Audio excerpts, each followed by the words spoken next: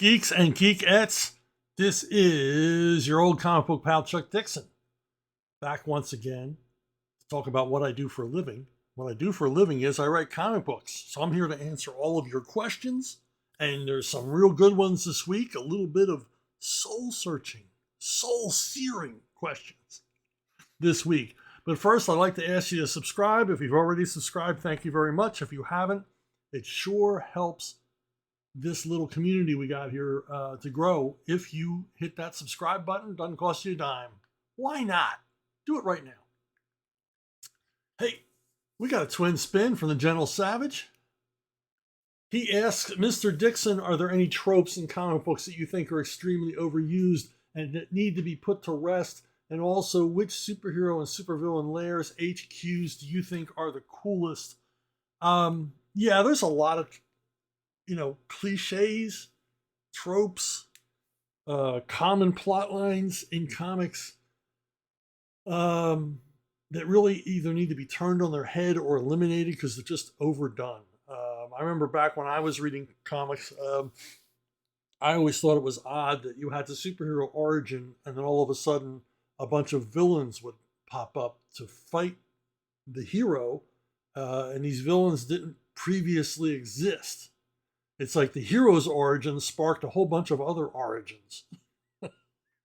And suddenly his native city was filled with superpowered criminals all of a sudden.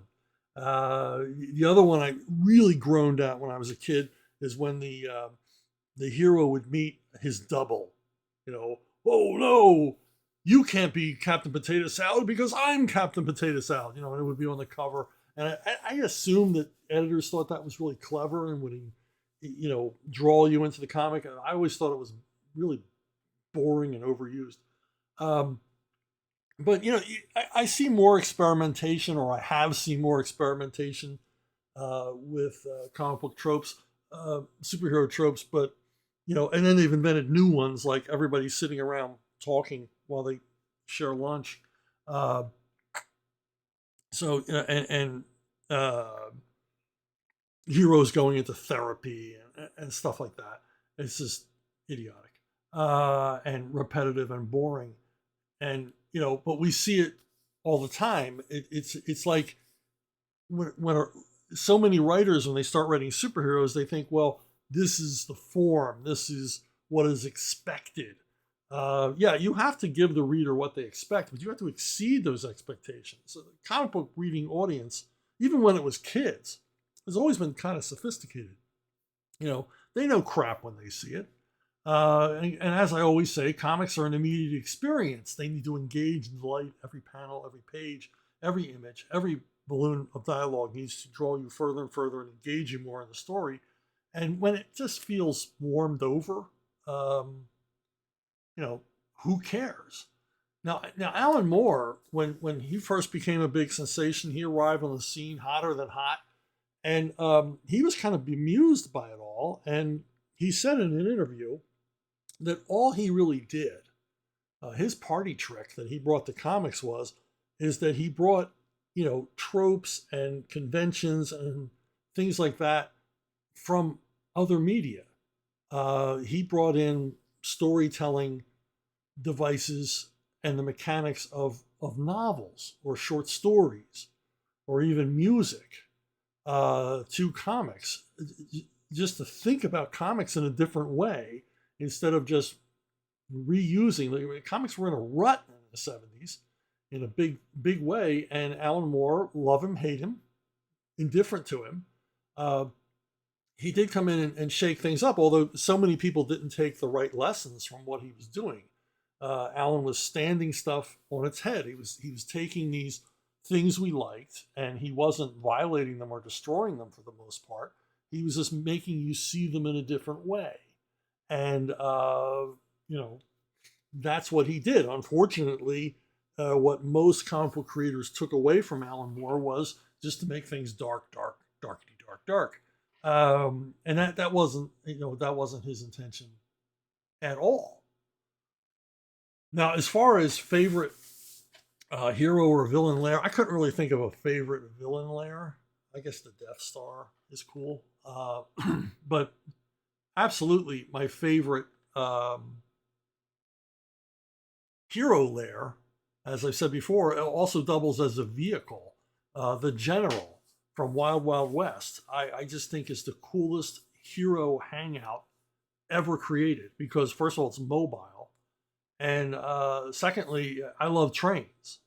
I would, if I was, had like Elon Musk money, I would recreate the Wild Wild West Pullman car uh, down to its every detail, and actually have it hooked up to Amtrak trains and tour the country in my own rail car because I think that's just the coolest thing ever. Uh, there's the DuPonts. I used to live in southeastern Pennsylvania, and the DuPonts, famous French immigrant family that were all super wealthy people that lived in Delaware and southeastern Pennsylvania. They had these fabulous estates that are now open to the public. You can visit Longwood Gardens. You can visit Winterthur. And the thing that impressed me most about Winterthur was it had its own train stop uh, with a siding. And apparently Pierre DuPont or one of the DuPonts had his own rail car. And it would be hooked up to the commuter train to go to New York, Chicago, Boston, wherever it was he had business. And I just thought, well, that's got to be the most awesome thing ever. I mean, limos are cool, private jets are cool, private rail car. Yeah, that would be the ticket. I would do that.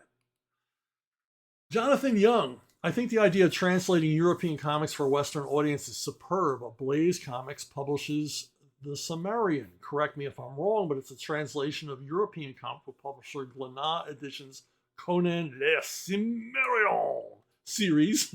It's advertised as uncensored Conan the Barbarian, told as Robert E. Howard would have intended. I believe Robert's original stories are included at the end of every issue, too. Would you be interested in checking this series out? If you have, how do you think this version compares to the Conan comics that you've read or worked on? I've talked about the Glénat series before. I think it's awesome. I think it's absolutely incredible that they parcel out the original Robert E. Howard stories, Red Nails, Jules of Gualher, all these terrific, fantastic stories, and to different creative teams, a different writer and a different artist. And they show this, each one of them has a different interpretation of Conan. But what they all have in common is they really, really do capture the spirit of a Robert E. Howard story. The artwork's always engaging and muscular and attractive and, red-blooded is the best term I can think of. My only problem with the Ablaze English editions, I have all the French editions, is that they print them smaller than the Glénat European comic album format. They print them small, and they print them in the basically the American comic book framework, which leaves a lot of dead space at the top and bottom of the page because European comic albums are wider in ratio than an American comic book. I think it's a real pity that Ablaze didn't publish these in their original format and original size because these are really book market comics. These aren't comic book store comics. So they really should have gone heavy for the book market. And I think they would have done a lot better and just a more attractive package. I mean, the American editions aren't a lot smaller than they are quite a bit smaller actually, because these the Glénat versions are in like the extra, if you've ever seen them, the extra large comic album format. I mean, they're big and impressive and huge. It's like the difference between widescreen and full screen, letterbox and Academy ratio. So if you ever get a chance to see one of the European versions, check it out. You'll see what I mean. The difference is staggering, and they're really diminished by being shrunk down into the American, more America comic store friendly format. John DeVoist, can you go into more detail on how comic book royalties work? How often do writers and artists receive royalties? Do inkers and colorists receive royalties too, or are they just paid for the work done? what's the best way to negotiate a fair royalty deal up front, and how do you track and exercise your royalty contracts afterwards? You know, um, yeah, royalties are paid. Let me break it down. I mean, my, on a creator-owned project, you get more. So I get a bigger piece of something that I do for IDW, but the checks are smaller than from DC because DC sells more books. So even though my percentage is higher, it's better to sell more books at a lower royalty rate than just sell a few books at a lower royalty rate. And I don't know what the percentage is. It's a small percentage. It's not a big percentage, but it adds up as they sell more and more books. And digital adds up as well. If you're reading a comic from DC or Marvel on Comixology or whatever, yeah, the creators do get a piece of that. I honestly don't know if inkers or colorists get a piece of the pie. I don't know. I've never asked one.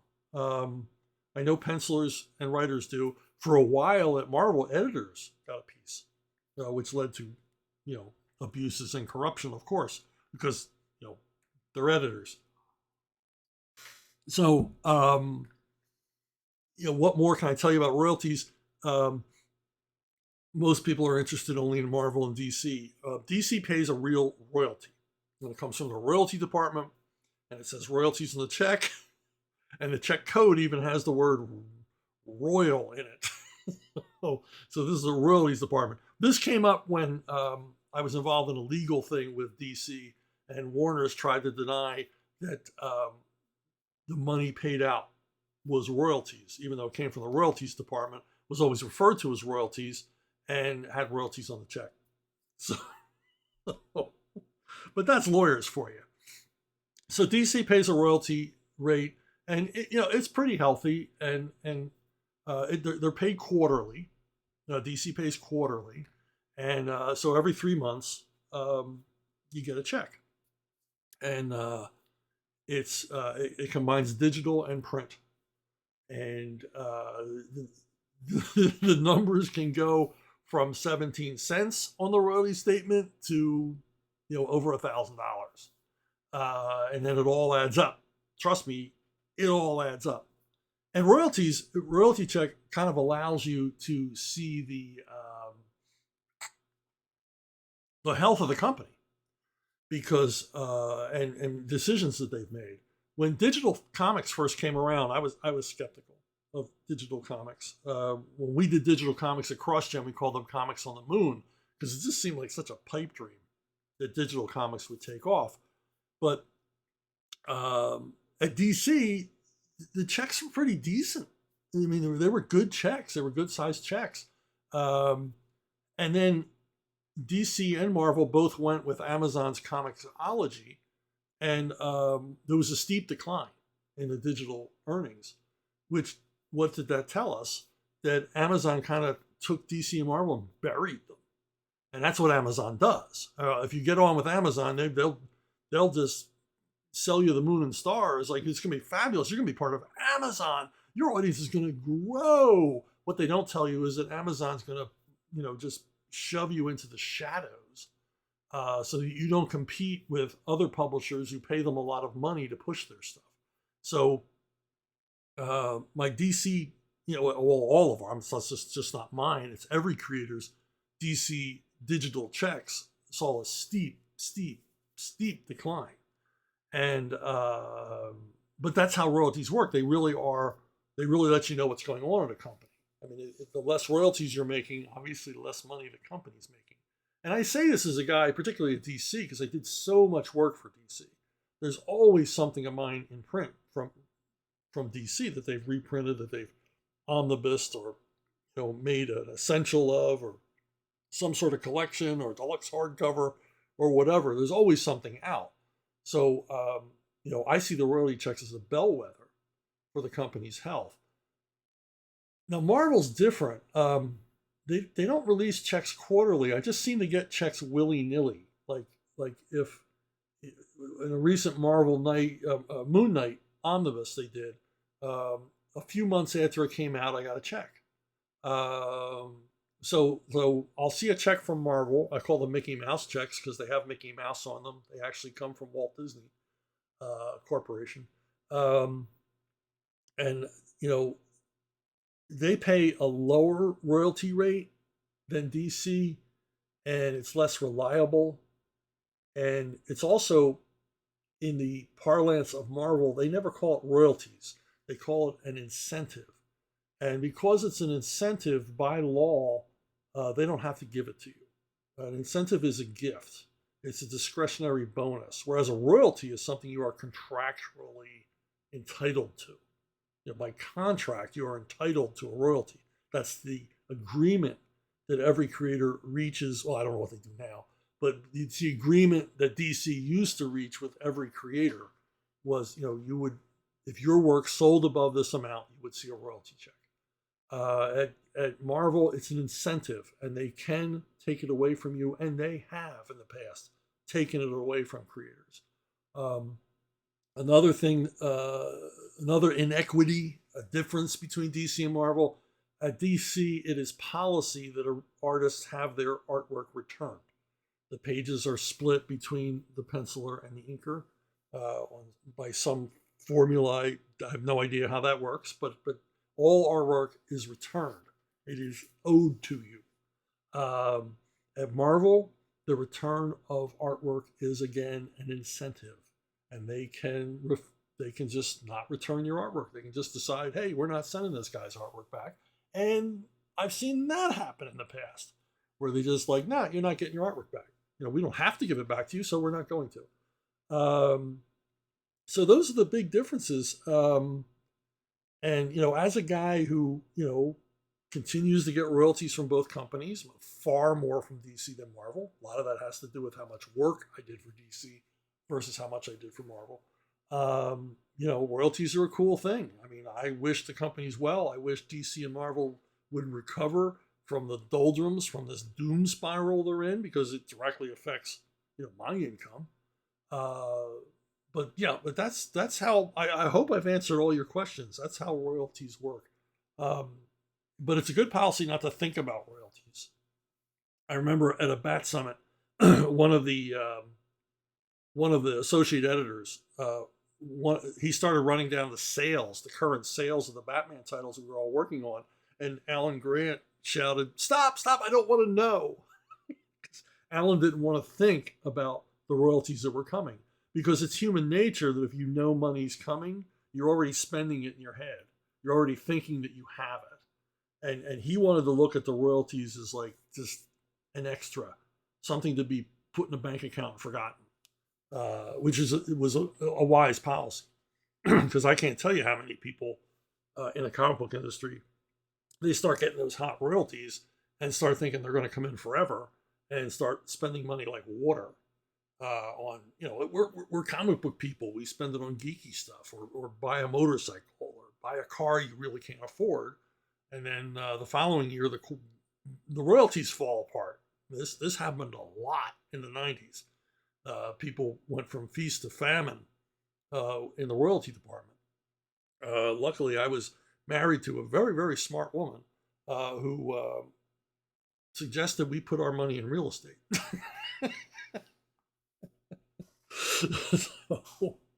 so yeah, I mean, left to my own devices, I probably would have filled the houses with statues and golden age comic books. But I'm married to a person a lot smarter than me on real world practical matters, and the family has benefited because of it. Let me just say that. So yeah, if you have any more specific questions about royalties, I think I covered everything I know. That was a total information dump on the nature of comic book royalties. Okay. R.B. Probst with Winterworld, Unprepped, and Gomers, you're clearly no stranger to post-apocalyptic stories. Would you like to do more work, either comics or prose, in that genre? And what are some of your favorite post-apocalyptic stories in any medium? Yeah, I've done my share of end of the world stuff, and I, it's a genre I'm always fascinated with. Obviously, so a lot of people are fascinated with, and so the field's kind of crowded now. I mean, every streaming service has some zombie thing or post nuclear war or survivalist thriller. Sometimes they have more than one. And there's been so many, dour, grim, nasty post apocalyptic stories that, yeah, it's kind of, all right, do I really want to jump in here again? I mostly did Unprepped as a reaction to that genre, to do a survivalist comedy based on the end of the world. Um, I think about Gomers every once in a while, uh, going back to it, but other things intercede. I probably will revisit the world of Gomers at some point because I still like the zombie genre, despite the fact that Walking Dead in its final seasons did everything they could to ruin the genre, make it boring. How do you make a boring zombie thriller? Well, non-thriller, an anti-thriller. It's like a zombie story that puts you to sleep. It makes you into a zombie. Now, as far as post-apocalyptic stories, I think my favorite. I mean, obviously, Mad Max is terrific stuff. I like the Mad Max movies, and I like Escape from New York a whole lot. Escape from New York is an idea that I wish I'd thought of, and I like Escape from New York because more and more it looks like Escape from New York has a strong possibility of becoming true. I think start walling off, or in some way separating these large urban areas from the rest of society, simply to protect us from them. So yeah, post-apocalyptic stuff. I like it. I don't like the current crop of stuff because 99% of the time it features like teenagers trying to survive, and it's like, would they survive? I don't think so. I don't think that if the bombs drop that it's going to be teenagers running the world. 6 months later. So, hey, RB Pro's twins spin. Did editorial ever consider giving Robin a second book to star in, like they did with Superboy when he got Superboy and the Ravers? Or did they consider Detective Comics his second book? I know Robin, Superboy, Impulse eventually got Young Justice, but that was an ensemble book and not really the type of series I'm talking about. Now, there really was never a discussion of a spin-off. I don't know, but I strongly suspect that Superboy and the Ravers was created probably to fill a void left by a canceled title. I mean, that's basically how Birds of Prey was created. Uh, you know, every once in a while, I mean, when you're publishing comics, old school, they probably don't think this way now. They probably don't have to think this way now. But once upon a time, you had print dates. You know you had an agreement with the printer that you were going to have Project Z. You were going to have Captain Potato Salad #4 was going to be published on this month, and distributed the next. And so you because these presses were running 24/7, you had to the schedules were tight, and you didn't want to lose your place. And I believe there were penalties involved if you didn't deliver a product to print. You were still going to have to pay some money even if you didn't print anything. And so every once in a while, you would have a project, a book get canceled. We've got to cancel this book, but we've still got 4 more months of schedule for this book. Even though we're canceling it because it's not making any money, we're going to get hit with a penalty unless we put something in that slot for the next 4 months. And that's why a lot of pop-up miniseries and things like that, and like surprise monthlies come out of nowhere, were to fill in those printing schedules so penalties didn't have to be paid, and chances are, they can make some money. And this was the 90s, so new #1s were a priority. Let's get a new #1 and get a series going, and let's see if it takes off. Let's see if it has legs. But primarily, these were decisions made far above my head by people who understood business and the challenges of being a periodical publisher, which kind of had to be nerve-wracking. I would think. I think periodical publishing, particularly in comics and live television, have to be the most stressful areas of endeavor I can imagine. Even theater, it's like, okay, you've done the play over and over and over again. You're kind of in the groove.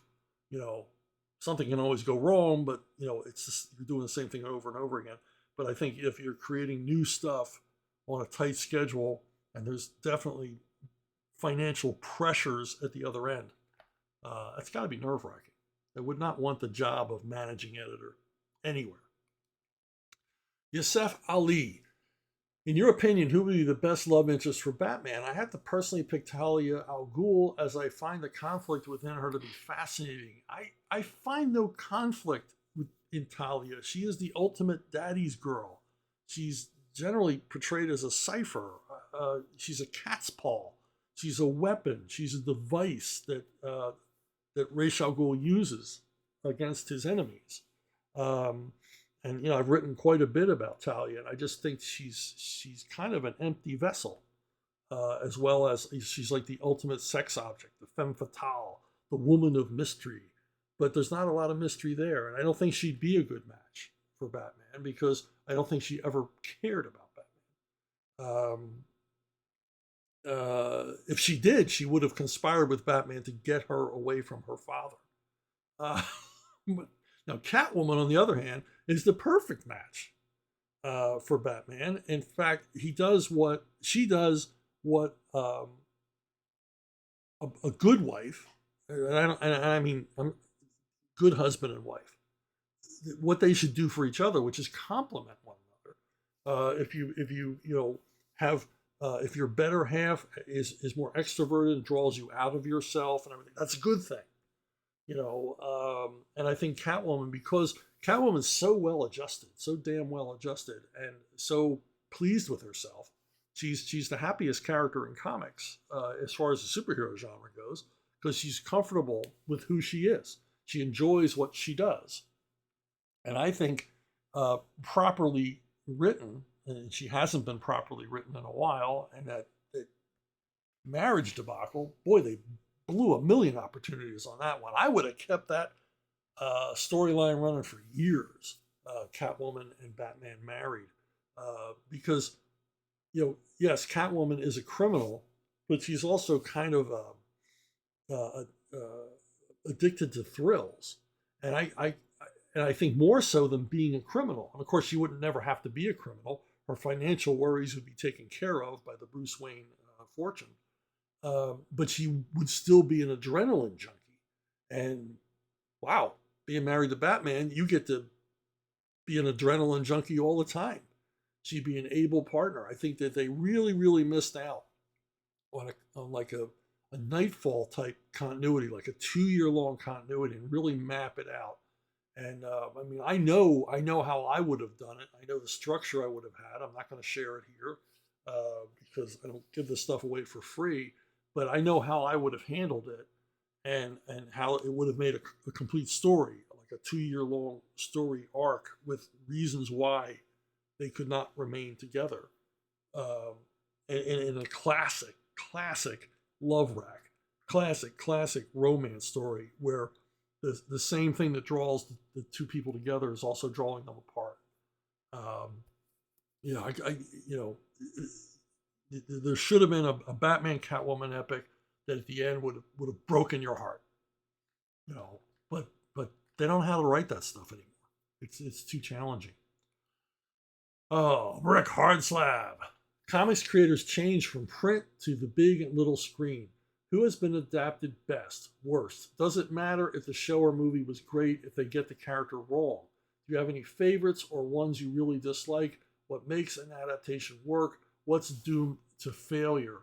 I think I'm not like a big Turtles fan. It took me a while to get the Turtles, but I think overall, from their first feature films with New World to more recent iterations, I think Ninja Turtles generally been adapted pretty faithfully. Now, I've heard some carping about recent movie, but hey, that's what's going on now. They're just taking the characters and ruining them.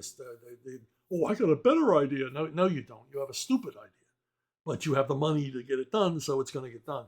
But I think overall, with all the different, the CGI, live action, all the rest of it, I think the Ninja Turtles have fared pretty well in that area because, and I think a lot of that is due to the fact that the Ninja Turtles audience is always a new audience because it's mostly aimed at kids. I mean, yes, it's aimed partially at longtime Ninja Turtle fans, but Ninja Turtles appeals to kids. I mean, the toy line still sells very well. It's still very active, and it has a turnover audience. And so they don't have to constantly reinvent or reboot the characters. They simply have to reintroduce them to a new audience who's already familiar with them from the toys and cartoons and stuff.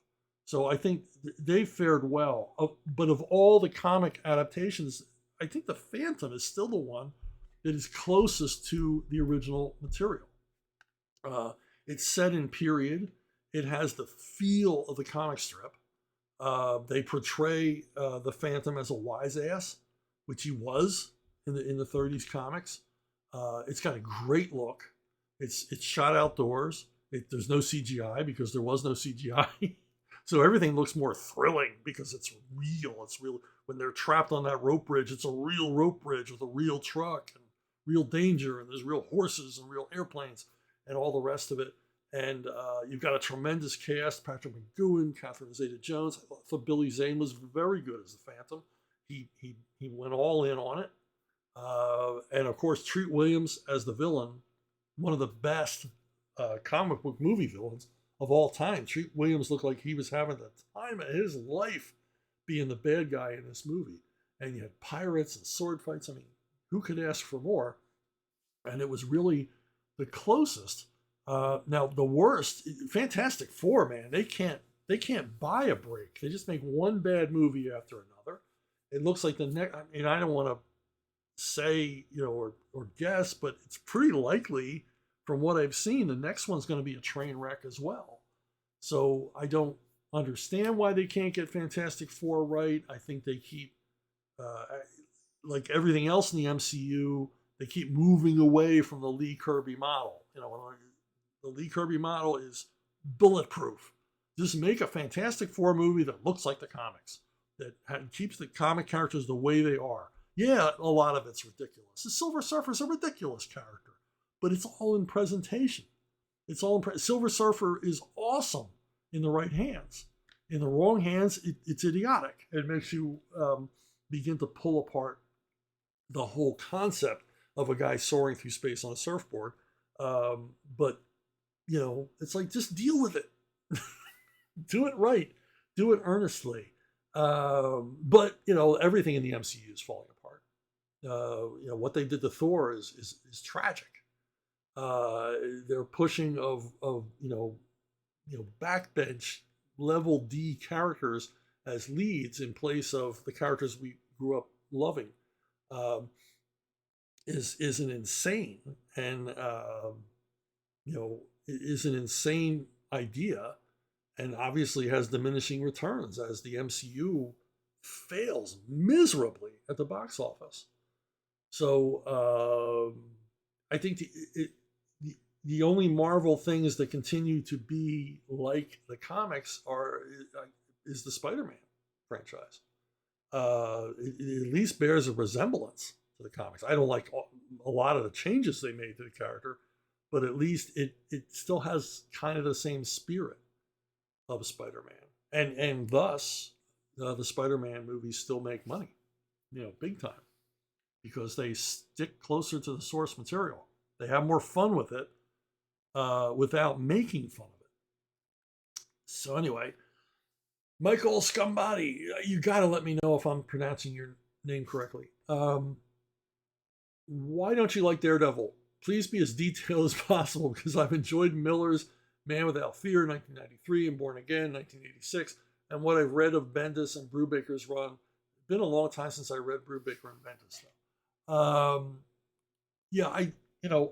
I like Born Again. I like a lot of what Miller did. I like a lot of what Roger McKenzie did with Miller prior to Miller taking over the writing. I read the book. I used to read it religiously when I was a kid. I loved Gene Colan on Daredevil. Terrific stuff. But I never took to the character.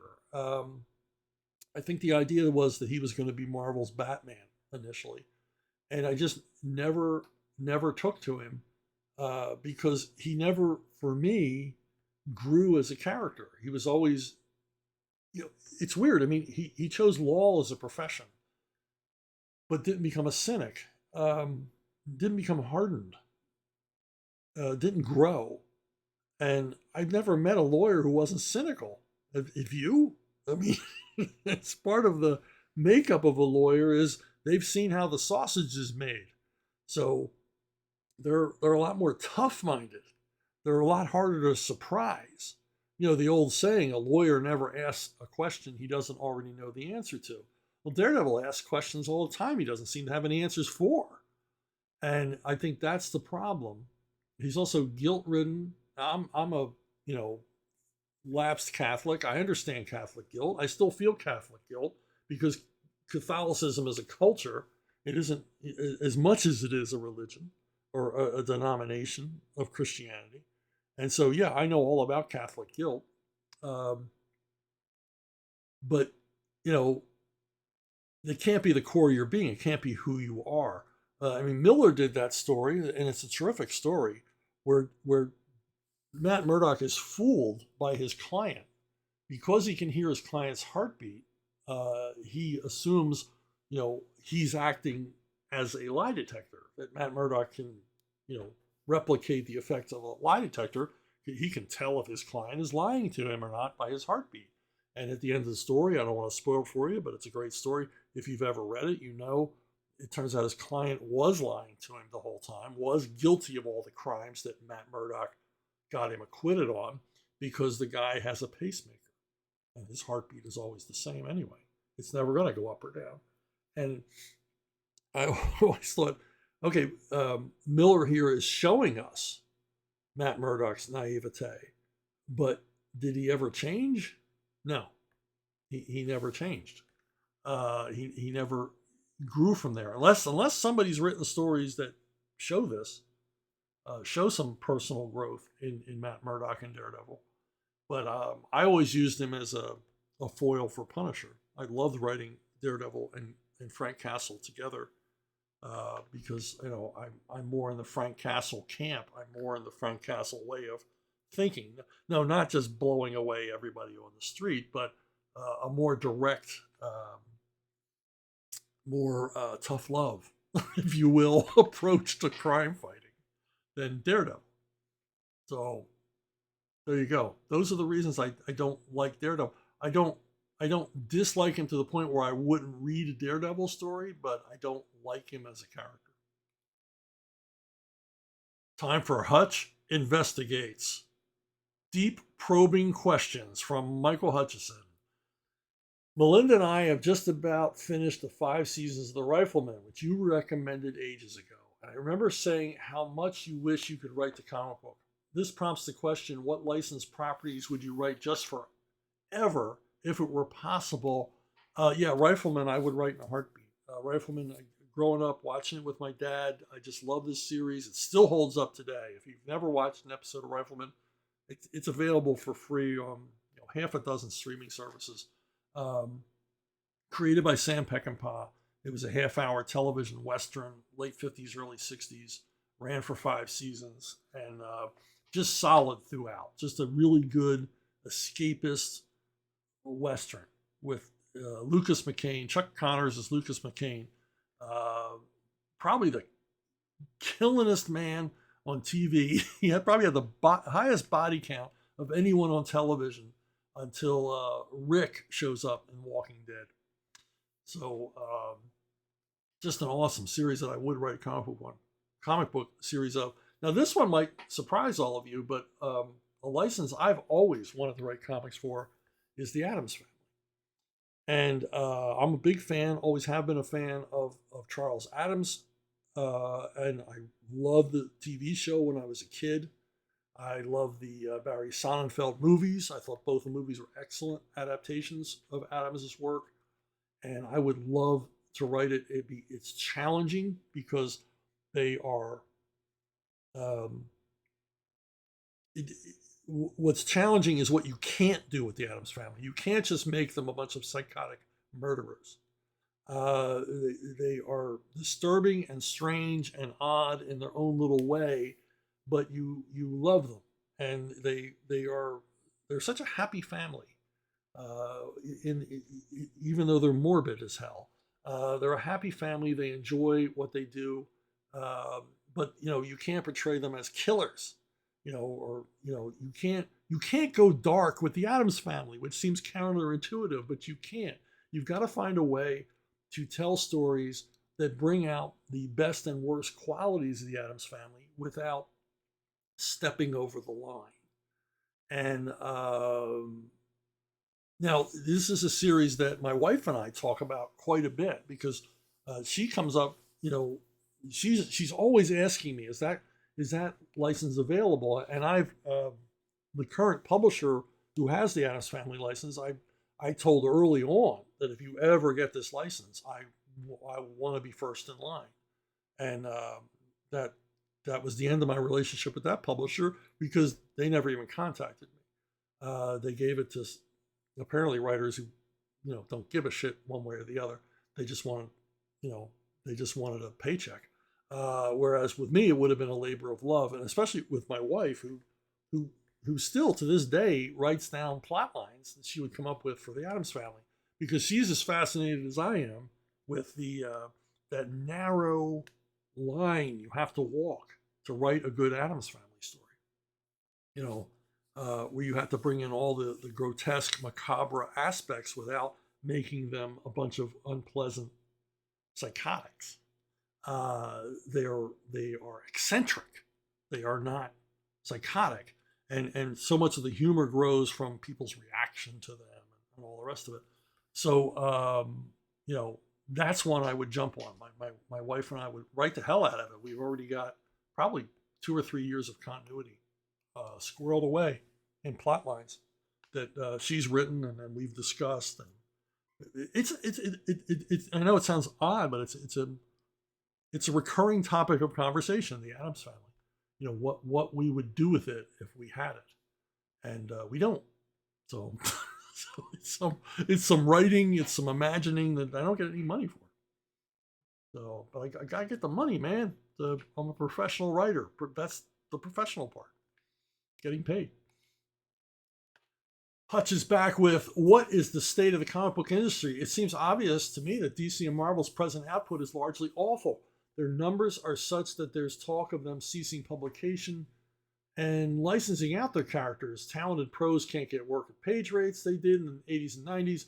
Comic shops are closing, and yet if you say that comic books are dying, there's a crowd of people who guffaw at you and snort that more comics are being sold than ever before. I realize that DC and Marvel are not the entirety of the comic book universe, but I suspect that Corinne Jean-Pierre is moonlighting as a comic book troll. I reiterate, Chuck, what is the state of the comic book industry? It's not good for DC and Marvel. Yes, there are more comics being sold now than ever, if you include manga. But currently, DC and Marvel are, I think last I heard, they had 9% of the market. Once upon a time, they were the market. They were 90. They were splitting 90% of the market, and sometimes DC would be on top, and sometimes Marvel would be on top. But they commanded that pie chart. It was little tiny slivers for everybody else. And so yeah, it's not a good time for DC and Marvel. Their sales are down. And now I see both companies trying to do some quality stuff. It's too little too late. It's too little too late to bring back experienced creators or to try to do earnest projects to bring back the readers. Because, I mean, I'm a comic book guy. I follow comic books all the time, and I don't hear much. I mean, I know Dan Jurgens and Jerry Ordway are doing Superman again. That's exciting, but I never hear about it. I mean, I see Dan Jurgens' posts on Twitter and Jerry Ordway's posts on Twitter, and that's the only place I hear about it. If I wasn't following them on Twitter, I wouldn't even know they were back. doing Superman. So how's a casual comic book reader, or even worse, someone who stopped reading comics, a decade ago, how are they ever going to hear about this? And that's why I say that there's got to be other answers. Now I see DC is making an effort to add a new format, like basically a digest, a little bit larger than digest size format. It depends on where they're racked. If they're just stuck in the graphic novel aisle at the bookstore, or just solicited as yet another compilation, I don't see them going. If they could get into the big box stores, if they could get into Target, they could get into Walmart and Costco and Sam's Club and places like that, yeah, they might move copies. If they could get in the impulse aisle at Publix, or Food Giant, they might move some copies. But if they just get stuck in the graphic novel section at Barnes and Noble, nobody's ever going to see them. And so I don't know if they've thought about this, or how this is going to happen, or how that's going to work, or if it's just a stab in the dark to keep the lights on. Well, not at DC. They have no lights to keep on. They have no office. So yeah, it is sad, but it's not the end of comics. Marvel and DC are not everything. There's still more stuff out there. And yes, we, as American comic fans, we can all decry, oh, manga's taking over everything. But that's a good thing that manga is out there and that manga is healthy, because a whole new generation of readers, something DC and Marvel haven't reached out to for in a generation or two, a whole new generation of readers are reading the comic book form. And one would hope that as they grow older, they're going to look for more challenging, or some of them, a percentage of them, even if 10% of them look for new material, possibly a homegrown material. It's good for the comic book market. If manga, since comics, basically the comic book companies fled the newsstand, there was no entry level for the comic book medium in the United States. Manga is the new entry level. So we should be celebrating it, not seeing it as a threat. Now, is it a threat to DC and Marvel? Yeah, financially it's a threat. It took away all their market share. Of course, their market share was they were sharing slices of a more and more dwindling pie. Now they just have much smaller slices in a growing pie, which doesn't help them, but it certainly helps manga. So, and then you have the flip side, which is the crowdfunding, the truly independent creators, and they're starting to make an inroad. If they were part of the comic book and book distribution chain, which they're not, crowdfunders are totally off the grid. You would see crowdfunding books that would get. I mean, Rippaverse would have a market share, a sizable market share, strictly because of the numbers they're selling in trades. They're doing, monthly comic numbers, current monthly comic numbers, selling trade paperbacks. So they would have a market share. A lot of your other, Brian Pulido, people like that, would have a market share. Ethan Van Sciver would have a market share, but they're not part of that system. Will they ever be part of that system? Trust me, there are plans afoot from independent sources to bring the crowdfunding comics to retail. There are forces at work that have money and power and influence and reach and distribution abilities that are working toward, grow, because crowdfunding can't go on forever. Maybe it can, but I don't think so. I think after a while it's going to wear out its welcome. But if all this material, all this content, which is what it is, it's the creation of content, comic book content. If it were more readily available to the public in retail form, and you had a robust distribution system that would get it into the hands of readers, not just in the United States, but in Europe. Europe is an unexplored territory for crowdfunding,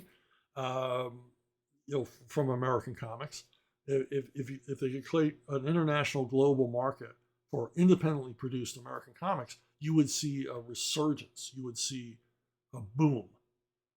Maybe not a 90s boom, but it would be a boom, and it would be more vital. It already is more vital than what DC and Marvel are doing, because the crowdfunders, because it's a democratic thing, you vote with your dollars. Um, they're creating what their readers want to read. They are serving the underserved comic book reading public who left Marvel and DC years ago, and also bringing in new readers to comics. Your boy Zach and Rippaverse, they're bringing in new readers, never read comics, casual readers, and that's a good thing. That's a great thing. They're creating their own entry market because they're bringing in readers from basically acting as influencers, bringing in readers to read comics from their YouTube venues and their podcasts and things like that. So that's all a good thing. That's all very exciting. So are comics dying? The state of comics poor? No, I don't think they are. I think they're still vital. They're certainly more vital than they have been in a long time. I mean, I'm talking 20 years. But it's different. It's like the music industry. It's broken into niches, and but a lot of that's going to change down the pike. So we shall see.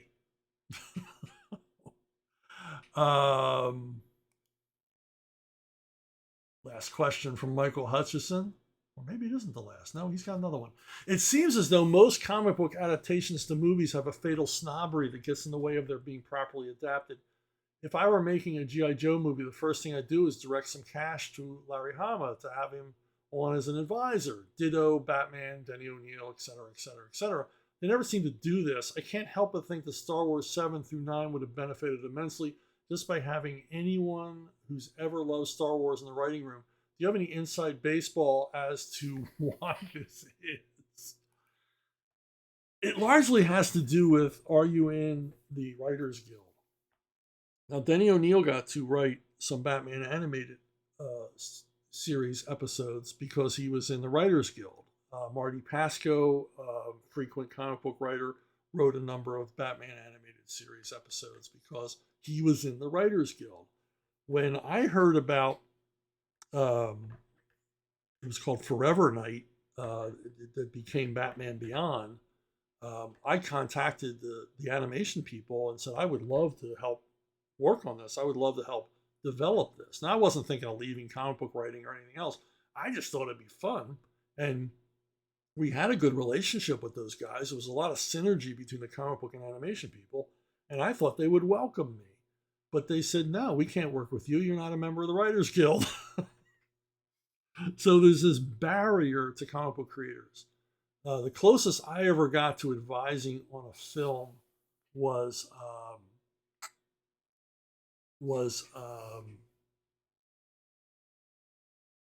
on Batman Forever. They asked Doug Mensch to write an essay on Two-Face and me to write an essay on the Riddler. And DC Comics paid us to do this. And I wrote an essay describing, the ideal Riddler, what his motivations were, who he was, what his background was, his psychology, everything else, his modus operandi. And completely ignored all of it. They ignored Doug's essay as well. So, what was the point? I don't know. So maybe it was a sop to DC, like, yeah, we'll let your writers be involved. And that was the extent of it, like a 3-page essay.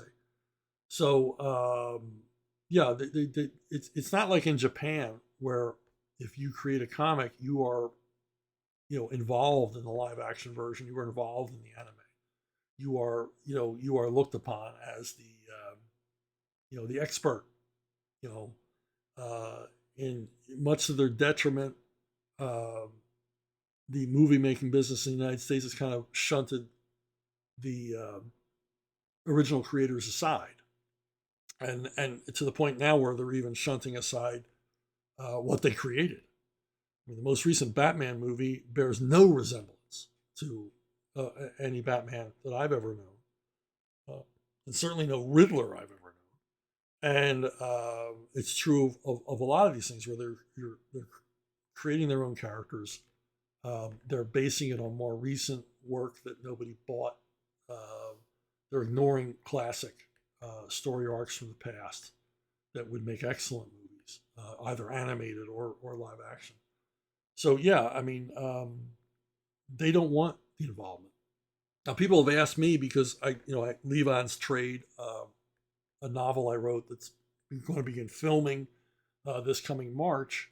People have said, "Well, are you going to be on set? Or are you going to be advising?" And I'm like, "You got 2 Academy Award-winning screenwriters working on that movie. I don't think they need me."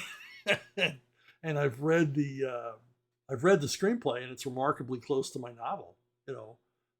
So I've got no complaints. I don't see why they would really need me on set. I'm sure David Ayer and Sylvester Stallone could fix any writing problems and make any writing changes they needed to make on the fly.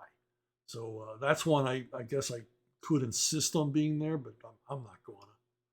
So, Michael Hutchison, in some alternative universe, you got to do your 6-issue run of Robin where he's training as the new Blue Beetle because of Ted Kord's heart condition. And at the end of that, Tim would leave and Ted would meet Jaime Reyes as the next candidate, and there'd be no need to have Ted shot in the head in a plot that makes no sense. Not getting to write the ending of Way of the Rat, no Way of the Rat movie, no Winter World TV show. How does this kind of tragedy not break your heart on a constant basis? You're always so chipper instead of being a big ball of resentment. Well, there was a question recently where somebody asked me about the quote, Jack Kirby quote, "Comics break your heart." Jack Kirby always said comics will break your heart. That's letting them win. I mean, I knew going into comics that I wasn't always, I was never going to have the juice to get everything that I wanted done. Every once in a while, I would have a little, I would have more influence than others. If my books were doing particularly well, or I was given a position where I could make a lot of the decisions for what was going on. I mean, like right now. I mean, I don't write anything I don't want to write. I'm making all my own decisions. But when I had a level of influence, like I have with the crowdfunding guys I work with. I mean, I have a level of influence. They listen to me, and then it all works out. Well, at DC and Marvel, there were ups and downs. If you were with an editor that had faith in you, or you recently had a big hit book, it gave you some power. You gave you coinage, as they call it in the film industry, so you could use that. You could spend that to get things done that you wanted to get done. But things like you're always going to run into petty bureaucrats in the comic book industry, people that aren't really thinking about the health of the company or the quality of the work or the rest of it.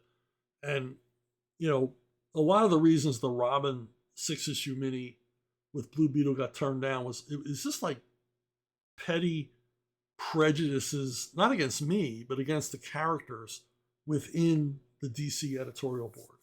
And trust me, I pitched it over and over and over again. I pitched it every way you could pitch it, and it got turned down every time because there were people at DC who had the power to say yay or nay who didn't like the Blue Beetle, and that's really what it comes down to. And now, it's the minute I left, they made Stephanie Brown Robin, which was always part of my pitch.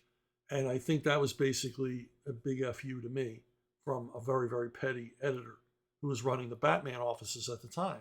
It's just like, yeah, we're going to take Chuck's dream project and sort of half-ass it and, whatever. And then he'll see it and he'll sit and cry. Well, I'm not going to sit and cry because you expect that kind of thing. I knew who I was dealing with. And if you hold on to resentment, they win. And I'm not going to do that because I've had a tremendous amount of success in this business, more than I ever dreamed I would have.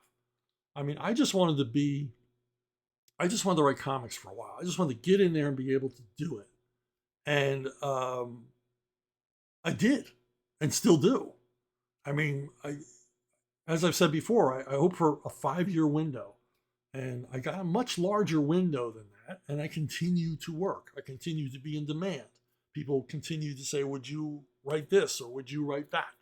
And so, why look back and think, "Oh, I got burned here or I got robbed here or this didn't happen and that didn't happen." And as far as movies not happening and TV not happening, I learned that early on. If you go in and they say, "Oh, we want to be in the Chuck Dixon business and we love this and we love that," you just know, okay, 99% of the time, this isn't going anywhere and you're never going to see any money. I have faith in the Leave on Trade movie because it's Stallone. They've already got distribution set up. It's Hollywood is looking to make mid-budget action films because they earn money. So it's a perfect time for Levon to be made into movies, and and mostly because it's Stallone. He's dogged. He's a workaholic. He makes things happen, and so he's pistol hot right now. He's as pistol hot right now as when he made Rocky. So I've got faith that this is going to get done because everybody involved is excited about it. And they always tell you they're excited in Hollywood, but I really believe them because Sly's stuck with Levon for years and years and years. He's been trying to get this movie made for a long time, but yeah, we're on the schedule. So yeah, all that looks good. And the thing is that I look back at all the people who have dissed me or been petty or whatever, and most of them are no longer in the business, or they're just sad relics of their former selves. So they paid. I mean, I'm not the only person they treated shabbily, and I think that just catches up to you after a while. I think karma is a real thing, and even if karma isn't a real thing, even if they're living in a $15 million mansion, I know they're miserable every day, and I'm not, and I'm not going to let anybody make me miserable that way. Because when I look at my wins versus my incompletes,